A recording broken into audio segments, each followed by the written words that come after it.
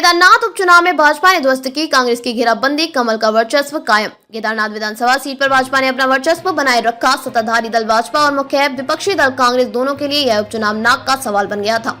उपचुनाव के लिए बिछाई गई विसात पर संगठन से लेकर सरकार के स्तर पर साधी चाल चलकर भाजपा ने विपक्ष की मजबूती घेराबंदी को ध्वस्त कर दिया। 3 महीने पहले बद्रीनाथ सीट पर मिली सफलता से उत्साहित कांग्रेस ने इस उपचुनाव में भी पूरी शक्ति झोंकी, लेकिन गुटिया खींचतान की पुरानी समस्या भारी पड़ी और विजय पाने की आस अधूरी रह गई। भाजपा विधायक शैला रानी रावत की बीमारी के कारण हुए निधन से केदारनाथ सीट रिक्त हुई थी। यह सीट कई महीनों में भाजपा के लिए प्रतिष्ठा का विषय रही है। विशेष रूप से प्रधानमंत्री नरेंद्र मोदी का केदारनाथ धाम से विशेष लगाव रहा। केदारनाथ धाम के पुनर्निर्माण में मोदी स्वयं रुचि लेते रहे हैं। गत जून माह में लोकसभा चुनाव में भाजपा उत्तराखंड की सभी 5 सीट जीतने में सफल रही है, लेकिन 1 महीने बाद ही हुए विधानसभा उपचुनाव में सत्ताधारी दल ने बद्रीनाथ और मंगलौर की 2 विधानसभा सीट गंवा दी। यद्यपि बद्रीनाथ सीट पहले कांग्रेस के पास थी, लेकिन लोकसभा चुनाव के दौरान कांग्रेस विधायक राजेंद्र भंडारी के भाजपा का दामन थाम लिया, इसलिए इस सीट पर भाजपा अपनी जीत की अधिक संभावनाएं आंक रही थी। इस हार के पीछे दल बदल को लेकर भाजपा कार्यकर्ताओं में असंतोष को भी